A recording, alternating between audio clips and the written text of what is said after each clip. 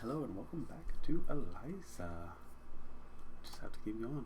Yeah, just keep going. Oh, okay, another client. Oh, you're back, Maya. Hello, Maya. Welcome back. Hi. It's nice to see you again. Sure, yeah. Nice to see you too, pal. Okay. Is that a weird thing to say? How did I become close friends with a robot? Are we all robots now? Beep boop, nice to see you. I mean, I guess it wouldn't be the weirdest thing in my life. Shall we begin? Yeah, sorry. Let us begin. So, I went to the fancy party, the one I was really nervous about, and first of all, it really was the type of party I thought it would be. The atmosphere was really smug and self-satisfied, and there were people walking around with trays of appetizers, and you could, like, take one. So you're standing there with your little square plate for the food and your glass of wine, and you can't, like, shake hands with anybody because you're holding them. But there are some of those, like, tall standing tables, so you're like, okay, I'm gonna go get one of those, and I'll set up shop, right? Like, my little station. But then it turns out there are only like 5 of them for the whole party, and they're all taken, so you're just standing there, frozen. And you're watching all your heroes and people you know from their social media presence just right there. They're right in front of you. Artists, writers, directors. The combined level of achievement there, I can't even think about it. It was astronomical. And for the first couple hours, I was so excited by all of that. I didn't notice the other thing that was happening. But eventually, it caught up to me, and I had this sudden feeling, this sudden realization. My presence here contributes nothing. I'm just some extra person who just showed up. Nobody wanted me to be here. I don't belong with these people. I haven't earned it. So I cried in the bathroom for a little bit, or maybe a lot. It's fine. I'm fine. Sorry. How do you know it's true that nobody wanted you there? Because of the way people acted around me. Nobody knew who I was or even wanted to ask.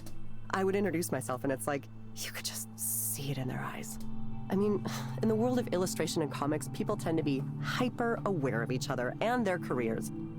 It's this kind of weird, open secret. Oh, hey, this person who's already popular got 1 million views, got a book deal, pitched an original series. Without anything like that, I have no ground to stand on. I'm just this non-entity. At one point, I was talking to someone and I was trying to make a joke or whatever, and I could feel the impatience just radiating off him. He sighed, like he couldn't believe he was wasting his time talking to me. I was just over to him. Why can't I hold a conversation? I guess if I was marginally attractive, then at least I could be charming, but I'm not. I'm not even that. Is being charming your goal with this? No, of course not. There has to be a way I can deal with these feelings. It's hard. It's really hard when nobody gives a shit about my work. Oops. I don't even know why I went. I just want to stay home for the rest of my life. I gotta be a little less trigger. Why do you think you went? I feel like the dialogue flows a little bit better if I hit the space Because of everything they say about how you have to have your face out there and make connections. The successful people in this business all know each other. It's all about who comes to mind. When somebody needs an art director, they'll think of who they know and go, oh, I think she'd be perfect. Why not ask her? So I need to be out there reminding these people that I exist, that I'm here, I'm making stuff too, I'm part of it. Even if nobody responds to my work.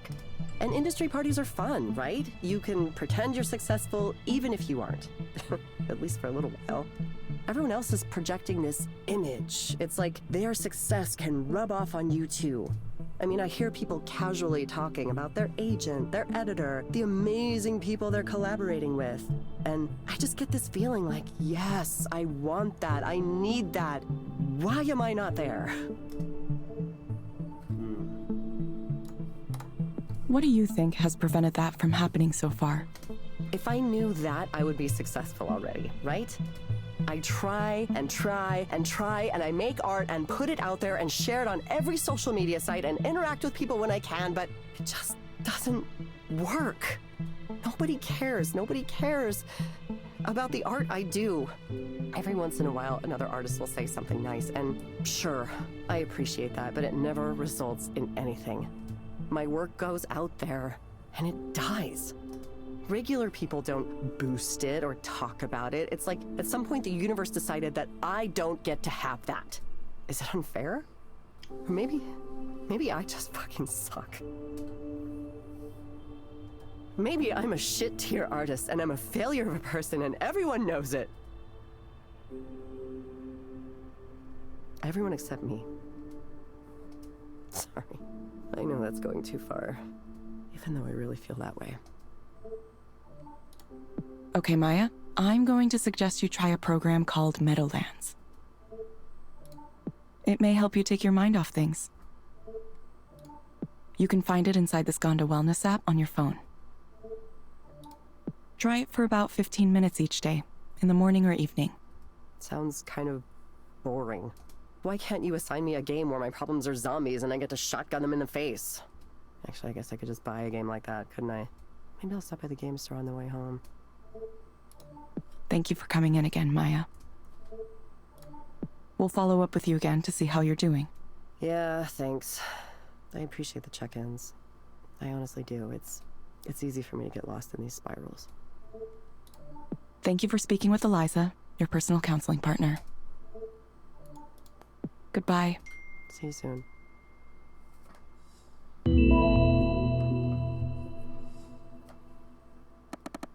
Nice. Alright.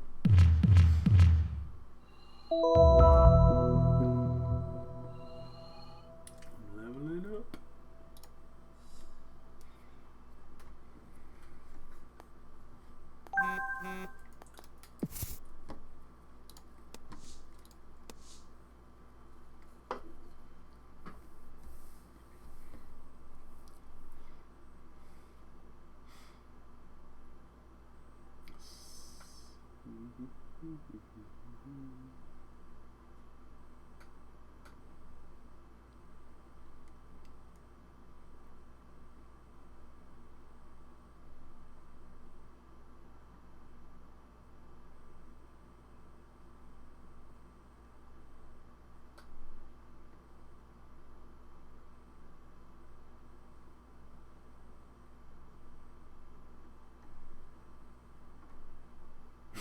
Nice.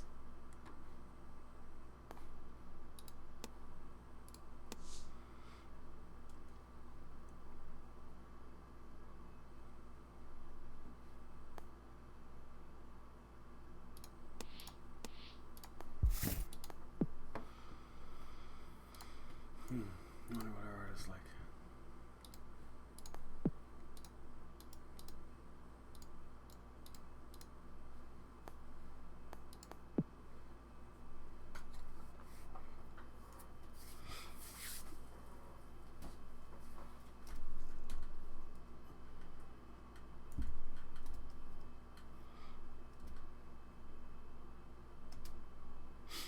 Alright, another client. Welcome to Eliza. 10.3. Hello, Holiday Durant. Hello. Hello, Holiday. Hello. You found the place okay? Uh-huh. Yes, I did. The 13 goes right up from Belltown. It's $1 with a reduced fare permit. That's good. I'm glad. So what brings you here today? Oh, nothing in particular. I wanted to see what all this fuss was about. I'm not crazy, no, not even mentally disturbed. You see those people yelling on the street late at night? They're the ones who need counseling. They need more than counseling, probably. Me, I'm doing fine. My mind's still sharp. I smoke dope. It helps. I'd have it more often, but it's all expensive now. Everything's expensive now. There's a nice young couple in my building, though, and they're always sharing, which is nice of them. I think they do something with computers, though I sure don't know what it is. When I moved into the building where I am now, it was $300 a month. Can you imagine? They want to tear it down, of course, the property developers. They already got the building on the corner next to ours, even though it's supposed to be on the historical register. It was going to be added, but there was some delay or something, and then, bam, it's gone. They did some kind of backroom deal with city council, probably. Someone ought to do a big expose, I tell you. Why do you think someone ought to do a big expose? Oh, it's rotten all the way up and down. With the new construction going on everywhere, it's just a mess of money and politics. It's always like that, but lately, it's happening faster and faster. I can hardly recognize the place anymore. Every day, I wake up and look out the window and gung, there's another new building going up. I don't even know why they need so many. You ever see those buses they have? I don't mean the metro, I mean those big white buses with no markings on them. You see these young guys with backpacks milling around looking suspicious, staring at their phones, and then one of these big white buses pulls up and they get on. Who knows where they go? Bellevue, Redmond. It's like a secret transport system just for them. I tried talking to one of them once or twice, but they don't want to talk to someone like me. They don't even talk to each other. Imagine going through the trouble of living in Belltown and then ignoring everything around you. It's an odd thing. It really is. Let me ask you, Eliza. Oh, your name is Eliza, right? Yes, my name is Eliza. I'm a digital counselor. Eliza, do you ever do past life regressions on your patients? I'm sorry, I'm afraid I don't understand the question. You know, past lives. You hypnotize someone and you get them talking about how they used to be a duchess in a royal family in medieval times. Oh, god damn it. Yeah, you really don't understand this? I'm sorry, I'm afraid I don't understand. I was just kidding. I don't expect that, no. They don't do that kind of thing these days. When I was little, it was pretty common, at least for a certain set. There was the drug culture, the Buddhists, the Hare Krishnas, all kinds of things. My mother warned me to stay away from those types. She said someone might come up to you and say, "Oh, I can sense there's a problem with your aura. Want to see if we can fix that?" I'm gonna switch to the mouse exclusively instead of using the spacebar, just to try to stop accidentally clicking it. And then the next thing you know, he's trying to have sex with you in the back of his van. I believe that might have happened to her at some point. I'm not sure everyone was like that, but you had to be careful. Same as today, I suppose. Those counterculture types would hang out on the university lawns because they were safe from Seattle police there. That's what she told me. Apparently, it was a lot like Golden Gate Park, you know, in San Francisco. Can you imagine that? We're a world away from that time, that's for sure. If you have a specific problem you'd like to talk to me about, please go ahead. It's okay to tell me what's on your mind. Oh, well, you got anything for pain? Specifically, it's my shoulders acting up again. I had some inflammation with them a few months ago, but it settled down. I'd go back to the clinic, but I don't want to pay the copay again, just for them to tell me the same thing they always do. I'd rather talk to you.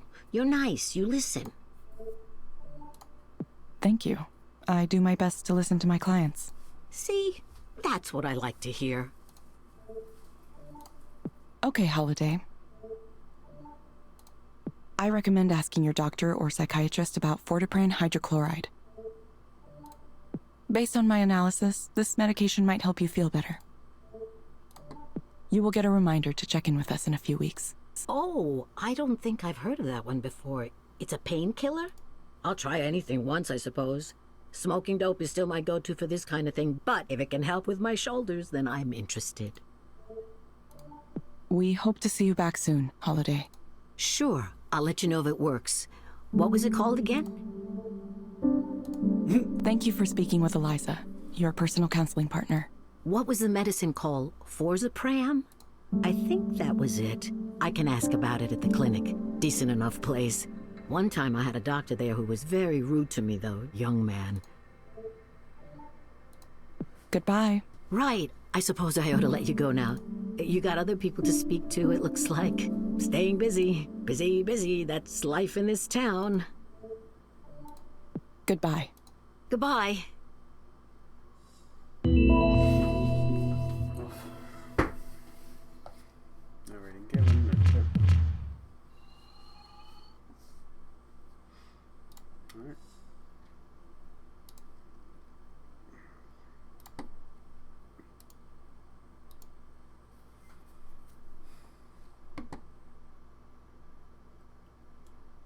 What the fuck? I said no.